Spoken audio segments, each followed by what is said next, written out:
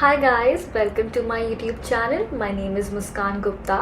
आज की वीडियो में मैं अपना आइल्स का एक्सपीरियंस शेयर करूंगी आपके साथ एंड ऑल्सो आपको कुछ टिप्स और ट्रिक्स दूंगी ताकि आप भी बेटर स्कोर कर सकें। So let's just get started.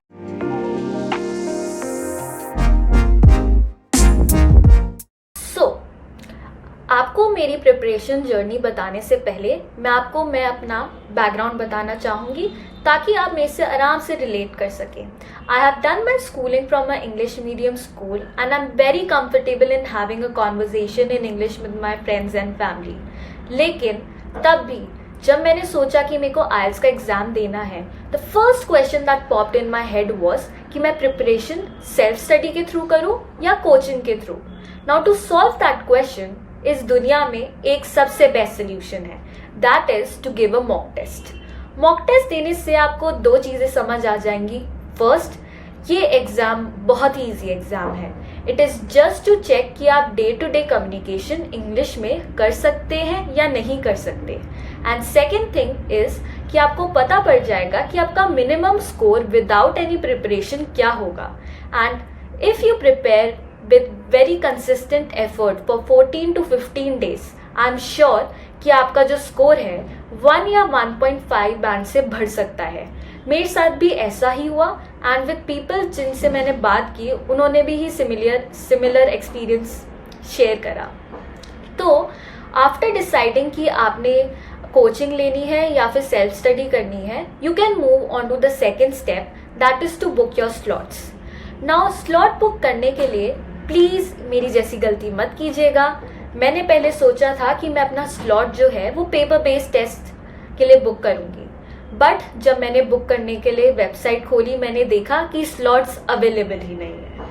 तो मैंने कंप्यूटर बेस्ड टेस्ट दिया जो मेरे फेवर में चला गया, क्योंकि I am a CS student, तो मुझे टाइपिंग स्किल्स जो मेरी लैपटॉप पे हैं वो अच्छी हैं। लेकिन आपको लगता है अगर कि मुझे पेपर बेस्ड टेस्ट ही देना है तो प्लीज़ आप 1 महीने प्रायर ही अपनी डेट्स बुक कर दीजिएगा। और डेट्स प्रायर बुक करने का जो दूसरा फायदा होगा आपको इस कि आपके पास एक मोटिवेशन फैक्टर आ जाएगा। You will have a end date जिस तक आपको अच्छे से प्रिपेयर करना है, और वो एंड डेट मेरी थी आफ्टर 14 डेज। तो वो 14 डेज मैंने कैसे यूटिलाइज करे अब वो मैं आपको बताती हूँ। जो 14 डेज थे मैंने उसको 2 पार्ट्स में डिवाइड करा था। One part was to prepare and understand कि आइल्स का फॉर्मेट है क्या, and the second part was just giving test. Simple. So let's move on deeper कि जो फर्स्ट पार्ट है मैंने फॉर्मेट कैसे समझा और मैंने बेसिकली फर्स्ट इनिशियल 4 डेज में क्या करा।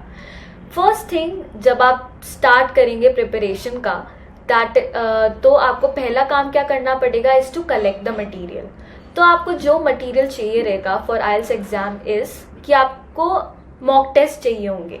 Now when you book the slot आपके पास एक बुक आ जाएगी ऑफ आइल्स जिसमें 4 ऑफिशियल टेस्ट होंगे। नाउ आप अगर ऑनलाइन चेक करेंगे आपको गूगल ड्राइव लिंक मिल जाएगा of previous version of this book जिसमें और भी मॉक टेस्ट होंगे। And during the course of your preparation I would recommend कि आप यही टेस्ट सॉल्व करें to understand and practice.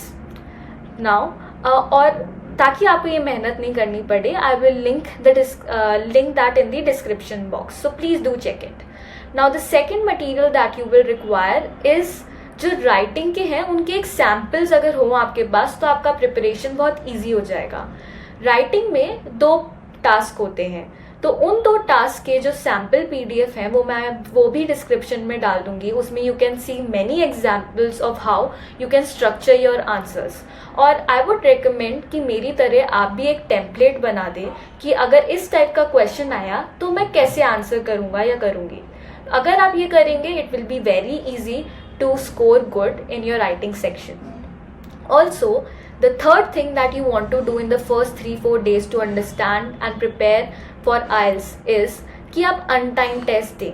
अनटाइम test देने से आपको समझ आएगा कि किस टाइप के क्वेश्चन पूछ सकते हैं आइल्स में, एंड ऑल्सो आपको हेल्प मिलेगी एनालाइज करने में कि आप कितने टाइम में टेस्ट कर सकते हैं आराम से। लाइक अगर आप ज़्यादा टाइम ले रहे हैं ये जो टास्क हैं वो कंप्लीट करने में जो आइल्स में आपको देंगे उससे, या कम टाइम में कर रहे हैं।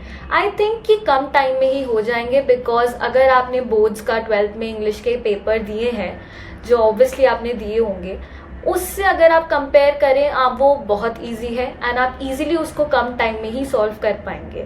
और अगर आप नहीं कर पा रहे हैं तो प्लीज़ मेक श्योर कि आपकी एक्यूरेसी है वो बेटर हो।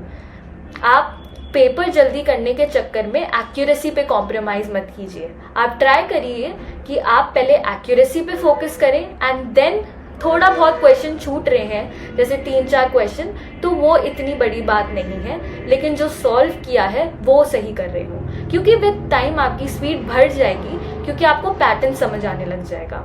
नाउ व्हेन दिस हैपन्स कि आपको पैटर्न समझ में आने लग गया है एंड यू आर कंफर्टेबल, जो कि मेरे साथ 4 डेज में हो गया था, मैंने फिर फ्रॉम डे 5 टू डे 13 अपने टाइम टेस्ट देने शुरू किए। Time test basically in a manner जैसे मैं आइल्स के एग्जाम में देने वाली थी उसी सर्कमस्टांसिस में। क्योंकि मेरा कंप्यूटर बेस्ड टेस्ट था तो मैं जो आंसर्स हैं वो नोटपैड पे लिखती थी bye typing it on my laptop. अगर आपका पेपर बेस्ड टेस्ट है तो आप प्लीज़ एक पेपर पे लिखिए एंड प्रैक्टिस कीजिए। और हर दिन मैं खाली एक ही टेस्ट देती थी। अब मेरे हिसाब से ज़्यादा टेस्ट देने का मतलब नहीं है, एक टेस्ट रोज दीजिए और एनालिसिस उसका अच्छे से कीजिए। Now what I mean by that is, आपने एक टेस्ट दिया, नाउ आप प्लीज एकदम ट्रुथफुली चेक कीजिए कि आपकी क्या गलती है।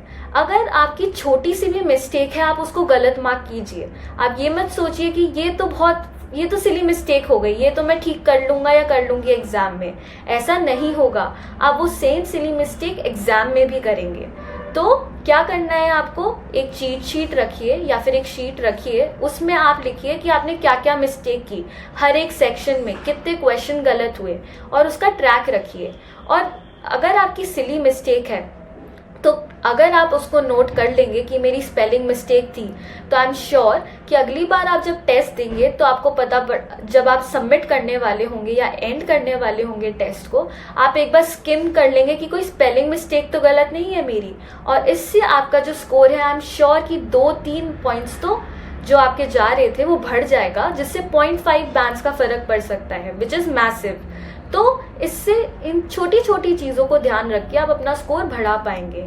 और अगर कोई ऐसी मिस्टेक है जिसमें आपको फॉर्मेट समझ नहीं आया या कंसेप्चुअल मिस्टेक है, तो प्लीज़ आप उसको समझें और धीरे धीरे वो भी इम्प्रूव हो जाएंगी ना।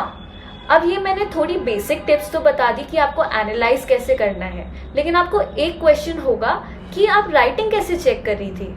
राइटिंग सेक्शन को चेक करने के लिए मैंने क्या करा, मैं नोट पैड पे अपने आंसर्स लिखती थी ना। नोट पैड पे आंसर्स लिखने के बाद जब मेरा टाइमर खत्म हो जाता था एंड चेकिंग का पार्ट आता था, तो मैं उसको कॉपी पेस्ट करके अपने ग्रामरली डेस्कटॉप पे कॉपी पेस्ट कर देती थी। एंड उसमें वो मेरे को सजेस्ट कर देता था कि ये ग्रामर मिस्टेक्स यहाँ पे थी और यहाँ पे फ्रेजिंग गलत थी या फिर स्पेलिंग मिस्टेक थी। आप ग्रामरली यूज़ नहीं करें तो आप बस गूगल डॉक्स पे भी कॉपी पेस्ट करके उनका spelling and grammar tool use कर सकते हैं। इन जो मेन चीज़ होती है आई थिंक राइटिंग सेक्शन में जो आप खुद से इम्प्रूव कर सकते हैं within these 14 days is to check कि आप फॉर्मेट, तो मैंने आपको समझा ही दिया कि आप स्टार्टिंग के इनिशियल डेज पे ही टेम्पलेट बना ले और वो फॉर्मेट ही यूज़ करें ड्यूरिंग राइटिंग। अब इन 14 डेज में यू हैव टू चेक कि आप ग्रामर सही लिख रहे हैं। अब ग्रामर की अगर गलती हो रही है तो प्लीज़ चेक करें कि ये आपका कंसेप्चुअल मिस्टेक की वजह से हो रही है या जल्दी की वजह से हो रही है। आप धीरे धीरे उसको इम्प्रूव करने की कोशिश कीजिए। और अगर स्पेलिंग मिस्टेक्स हैं तो वापस से यू मेक श्योर कि आप स्किम कर रहे हैं कि आपकी कोई स्पेलिंग मिस्टेक्स नहीं हो रही है, क्योंकि स्पेलिंग मिस्टेक्स के भी मार्क्स कट जाते हैं। Now these are the 2 tips that I would give you for checking your writing sections. Also अगर आपका कोई फ्रेंड है जो आपकी हेल्प कर सके for checking these tests for you तो और भी बेटर रहेगा, क्योंकि वो दोस्त हैं तो वो अच्छे एकदम सही recommendations देंगे आपको कि ये अच्छा नहीं लग रहा पैसेज और you can frame it in another way. तो have discussions with your friends कि आप कैसे improve कर सकते हैं अपने writing section को। And मैं खाली आपको टाइम टेस्ट देने के लिए क्यों बोल रही हूँ, क्योंकि अगर आप टेस्ट देंगे अंडर सेम कंडीशंस जो आप एग्ज़ाम में आइल्स में देने वाले हैं, आप उसी जोन में रहेंगे, आप थोड़े काम रहेंगे when you are in actually giving the final test. And test देते टाइम एक और टिप है, प्लीज़ आप अप्रोचेस चेंज कर करके देखें कि कौन सी अप्रोच आपके लिए बेटर सूटेड है। फॉर एग्जाम्पल अगर आप रीडिंग सेक्शन कर रहे हैं तो मैंने 2 अप्रोचेस ही होती हैं जो मैंने ट्राई करी थी, दैट इज पहले पैसेज रीड करा एंड देन क्वेश्चंस पढ़े, और सेकंड अप्रोच इज पहले क्वेश्चंस रीड करे देन पैसेज पढ़ा to answer the questions that they were asking. Now आप ऐसे ऐसे हिट एंड ट्रायल करके अगर चेक करेंगे तो आपको पता पड़ जाएगा कि कौन सी अप्रोच आपके लिए ज़्यादा सूटेड है। एंड वन मोर थिंग, आइल्स में सारे क्वेश्चन सीक्वेंशियल होते हैं। सो अगर फर्स्ट क्वेश्चन फर्स्ट पैराग्राफ से है and third question fourth paragraph से है एंड आपको सेकंड क्वेश्चन का आंसर नहीं मिल रहा है, यू कैन बी श्योर कि जो सेकंड क्वेश्चन का आंसर है वो सेकंड एंड थर्ड पैराग्राफ में ही होगा। एंड ऐसी जो ट्रिक्स हैं वो आपको तभी समझ आएंगी जब आप टेस्ट पेपर सॉल्व करेंगे और एग्जाम का पैटर्न समझेंगे। I think if you understand कि पूरे पेपर का पैटर्न क्या है और फॉर्मेट क्या है, आप आराम से बहुत अच्छा स्कोर कर सकते हैं, क्योंकि इंग्लिश वो ज़्यादा हाई फाई या फैंसी वोकैब यूज़ नहीं करते हैं, वेरी सिंपल इंग्लिश में आपको क्वेश्चंस पूछते हैं। Now coming on to some tips for speaking section. Speaking section की प्रैक्टिस आप बेसिकली कैसे कर सकते हैं, जो मॉक टेस्ट होंगे उसके पीछे ही क्लू कार्ड्स होते हैं और what questions can be asked. तो आप या तो अपने किसी फ्रेंड को बोल दीजिए कि वो आपका इंटरव्यू ले ले by just seeing the Q card, या फिर आप बस एक फ़ोन लीजिए, खुद से ही क्वेश्चन पूछिए और खुद ही रिकॉर्ड कीजिए and after doing the interview आप अपने खुद के आंसर्स सुनिए एंड जस्ट मेक श्योर कि आप बीच में स्टैमर नहीं कर रहे हैं एंड ट्राई कीजिए कि आप अपने वर्ड्स रिपीट ना करें। And also the main thing is fancy vocab use करने की कोई ज़रूरत नहीं है, क्योंकि अगर आपने वो वर्ड कोई गलत कंटेक्स्ट में यूज़ कर लिया तो वो आपके ज़्यादा मार्क्स डिडक्ट करेगा इंस्टेड ऑफ नॉट यूजिंग कोई फैंसी वोकैब। सिंपल इंग्लिश में बस कॉन्वर्जेशन कीजिए अपने इंटरव्यूअर के साथ एंड आप अच्छा स्कोर कर पाएंगे। So this is how I prepared for my IELTS using the 14 days I had।